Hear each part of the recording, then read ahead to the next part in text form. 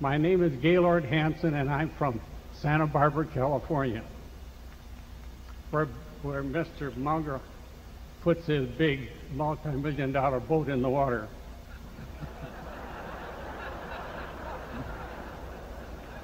I'm not going to make any comment on that. Please don't. Now, with technology, computers, electronics, and software transforming our entire world, not just here, the world, I must admit that I personally invested in 4 technology, computer, software, and aggressive growth mutual funds and made up all of my 1999 losses on Berkshire Hathaway. Are we asking too much as shareholders of Berkshire Hathaway for you men to put your brains to work and possibly speculate a little bit, maybe 10% of our money into the only play in town, which seems to be technology, electronic, and I've read your report and I understand a lot of your reasoning that it's difficult, and it is difficult, to project earnings of a lot of people. They're going to go bankrupt or they're going to go out of business, but isn't there enough left in your brain power to maybe pick a few and see what's going on? Because I made over 100% profit in 1999 on my aggressive position in the technology field. So that's okay, well, the answer is we will never buy anything we don't think we understand. And our definition of understanding is thinking that we have a reasonable probability of being able to assess where the business will be in 10 years. But, you know, we'd be delighted. We have a man here who's done very well, and if he has any business cards, you know, you can always invest with him, and we'd welcome, you know, we'll give you a booth in our exhibitor section, and anybody that wants to do that is perfectly obviously free to do it with you or through anybody else that they select. Now, you have a whole bunch of people out there that say they can do this, and maybe they can and maybe they can't, and maybe you can spot which ones can and can't. The only way we know how to make money is to try and evaluate businesses. And if we can't evaluate a carbon steel company, we don't buy it. It doesn't mean it isn't a good buy. It doesn't mean it isn't selling for a fraction of its worth. It just means that we don't know how to evaluate it. You know, if we can't evaluate the sensibilities of putting in a chemical plant or something in Brazil, we don't do it. If somebody else knows how to do it, you know, more power to them. There are all kinds of people that know how to make money in ways that we don't. But, you know, it's a free world and everybody can invest in those sort of things, but they would be making a mistake, a big mistake, to do it through us. I mean, why pick a couple of guys like Charlie and me to do something like that with when you can pick all kinds of other people that say they know how to do it?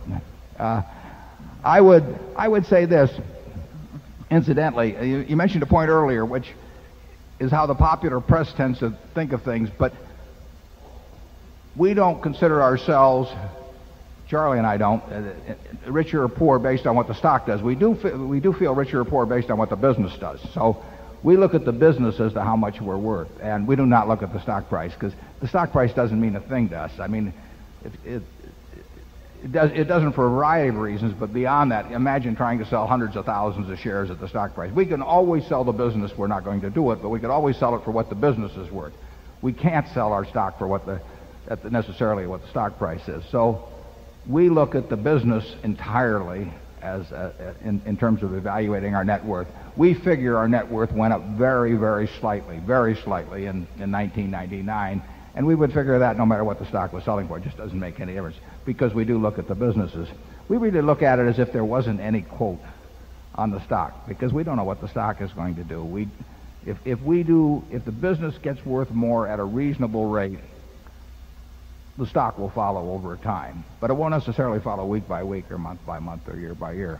We had a lousy year in 1999, but the stock price did not calibrate with that in any perfect or close to perfect manner. And we've had good years other times when the stock price is way overpriced or over-described what happened during the year. So we really measure it all the time by the business. We think of it as a private business, basically, for which there's a quotation, and if it's handy to use that quotation, either in buying more stock or something of the sort, we may do it. But it does not govern our ideas of value. Charlie? Yeah, generally I would say that if you have a lot of lovely wealth in a form that makes you comfortable, and somebody down the street has found a way to make money a lot faster in a way you don't understand, you should not be made miserable by that process. There are worse things in life than being left behind in possession of a lot of lovely money. I mean, would you want to name a couple? Yeah.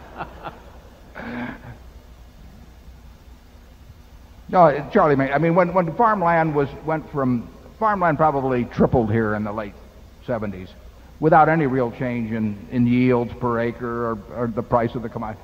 You know, are we going to sit around and stew because, you know, we didn't buy farmland at the start? You know, are we going to stew because all kinds of uranium stocks in the 50s, or you can go back at all kinds of things that the conglomerates in the late 60s, the leasing companies. I mean, you can just go down the line, and it just doesn't make any. We're not in that game.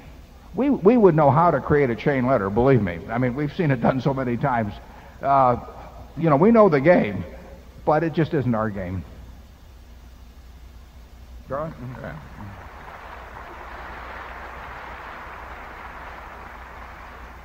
Number 3.